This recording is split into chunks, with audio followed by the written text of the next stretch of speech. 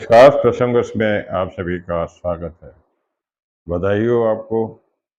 हमारे देश के नए प्रधानमंत्री के रूप में नरेंद्र मोदी कल तीसरे प्रधानमंत्री के रूप में शपथ लेने जा रहे हैं। प्रक्रिया चलती रही, बार बार नहीं कहना चाहता, पर सिर्फ मैं बता देता हूँ। पहले चुनाव कब होंगे, टिकट किसको मिलेगा, हमारा एमपी कौन होगा, कौन सी पार्टी जीतेगी, कौन सी हारेगी, ये सब होने के बाद में धीरे धीरे चल के, और चुनाव परिणाम कुछ भी रहे हो, भाजपा के लिए अच्छे रहे हों या नहीं रहे हों, कांग्रेस के लिए कुछ अच्छे रहे हों, इंडिया गठबंधन के लिए कुछ अच्छे रहे हों, लेकिन जो राजनीतिक विश्लेषक है वो अपने अपने हिसाब से, खैर इस बात को छोड़िए, अब चलने, अब क्योंकि प्रधानमंत्री बनना ही है, कल बन जाएंगे। आज जब एनडीए की बैठक हुई तो सबसे बड़ी बात रही कि राजनाथ सिंह और गडकरी, नितिन गडकरी ने जो प्रस्ताव रखा था उसका समर्थन किया नीतीश बाबू ने और नायडू ने, चंद्रबाबू नायडू ने। करना था, प्रक्रिया है। लेकिन सबसे बड़ी बात है कि वहाँ जो नीतीश कुमार को जिसने देखा होगा वीडियो में, इतने प्रसन्न चित्त थे जैसे वो खुद प्रधानमंत्री बन रहे हों।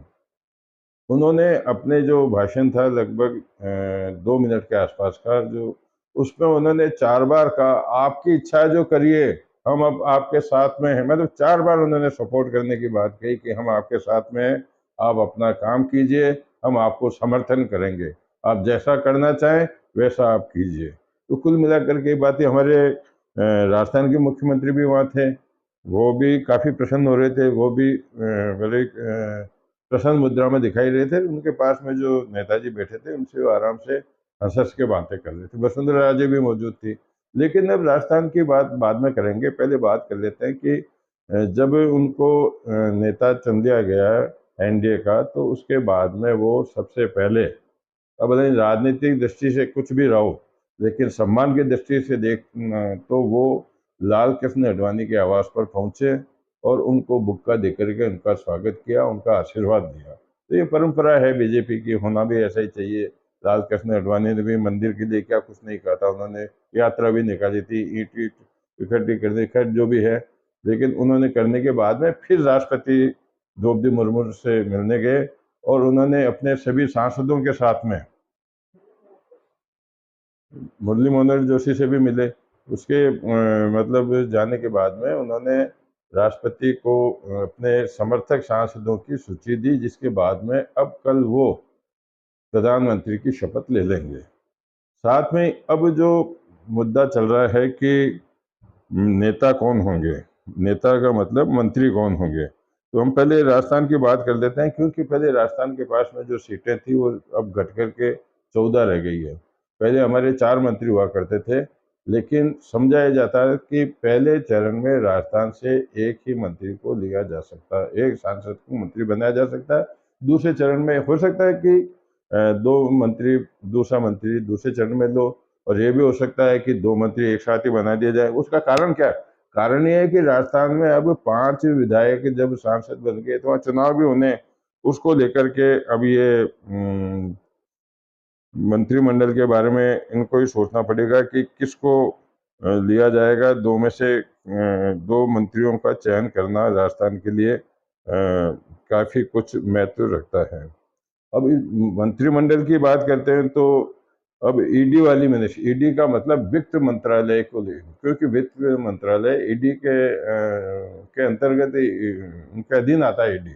तो उसको लेकर के बीजेपी, टीडीपी और जेडीयू तीनों चाहते हैं कि ये मंत्रालय हमको मिले। हालांकि सार्वजनिक रूप से ऐसी कोई बात सामने नहीं आई है, लेकिन चर्चाएं हैं कि इस मंत्रिमंडल को लेकर, इसको लेकर के और काफी कुछ हो रहा है। और सबसे बड़ी बात ये भी चर्चा में, राजनीतिक चर्चाओं में कई चर्चाएं आती है जो आप तक पहुंच पाती होगी, अब मुझे पता नहीं पहुंच पाती होगी, लेकिन सुनने में ये आ रहा है कि स्मृति ईरानी भले ही हार गई हो, लेकिन उनको भी मंत्रिमंडल में शामिल किया जाएगा।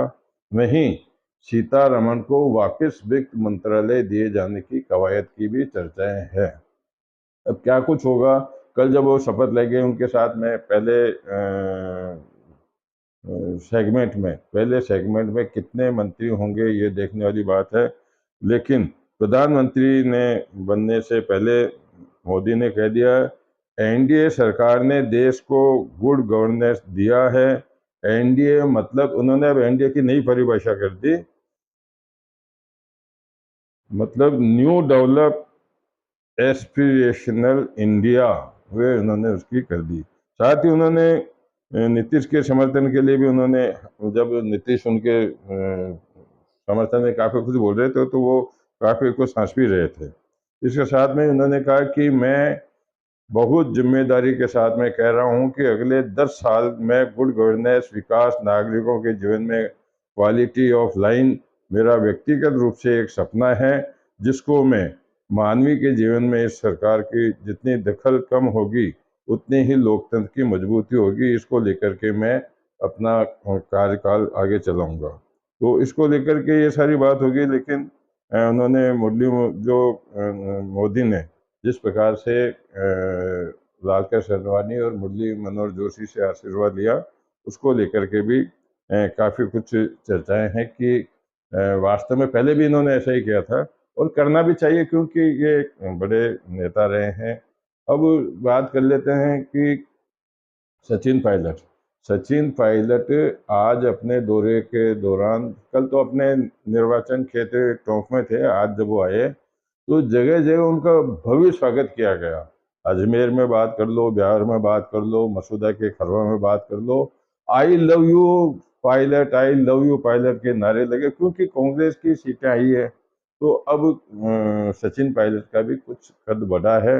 अब भले ही गोविंद सिंह डोटासरा ने भी अपने क्षेत्र में अच्छा काम किया था, लेकिन अब यह तो निश्चित है कि गहलोत को भले ही इतनी बड़ी जिम्मेदारी, अब गहलोत को जब उस समय जिम्मेदारी दी जा रही थी 1 साल का, अगर वो अपना मुख्यमंत्री का पद छोड़ देते 1 साल के लिए, तो आज सबसे बड़े नेताओं में अशोक गहलोत अग्रणी पंक्ति में होते, वो राष्ट्रीय अध्यक्ष होते और आने वाले समय में वो एक अपना नया रोड मैप बना करके राजनीति के क्षेत्र में और ऊंचाइयों पर जा सकते थे। लेकिन अब समझा यह जा रहा है कि संभवतः सचिन पायलट और गोविंद सिंह डोटासरा के अधीन ही कांग्रेस नेतृत्व आने वाले समय में जो 5 विधानसभा के चुनाव होने वाले हैं, इसमें उनकी मुख्य भूमिका रहेगी। तो कुल मिलाकर के यही चर्चा है जो आपके सामने मैंने शेयर की है।